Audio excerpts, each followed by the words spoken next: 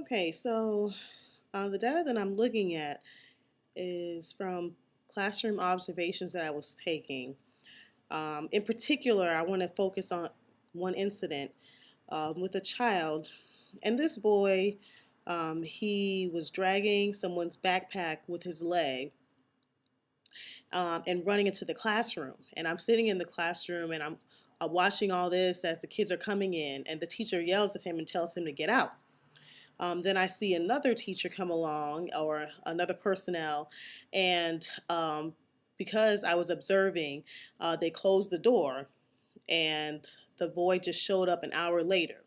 So I don't know what happened during that time, but I was interested to figure out what should have happened to this boy. What would be a good consequence, or how do you deal with him? Because when he's there, the classroom dynamics are totally different than when he's absent. And so I wanted to see how other students um, what other students felt. So I went to a totally different classroom, and I had other students reenact what happened, what took place, and then I asked them questions. What do you think should have happened? What do you think the consequences should have been? What would be normal? I thought what was interesting is to see. That some kids, they said, well, he should have been expelled or he should have been suspended. And I'm just curious to find out, are they saying this because that's what normally happens, or are they saying that because that would be a, a good consequence for his actions?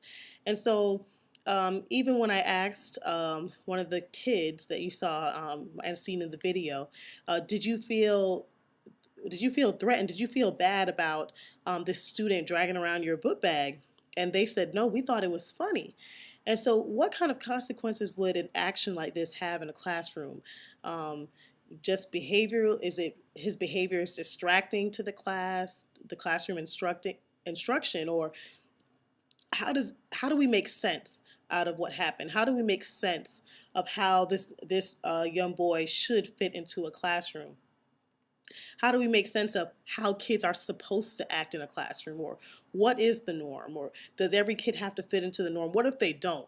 And those are the questions that we're trying to get to the bottom of. And I'm hoping that even when I went to the classroom, I looked at this totally different. And what sparked me the most is how the kids thought that yes, he should be punished, and then the punishments were so harsh. And although they didn't feel like it was, they enjoyed actually having that happen. It gave them a little bit of a laugh. So why should the punishment be so harsh? Why do they have to stay home for at least a week? Is what one student told me.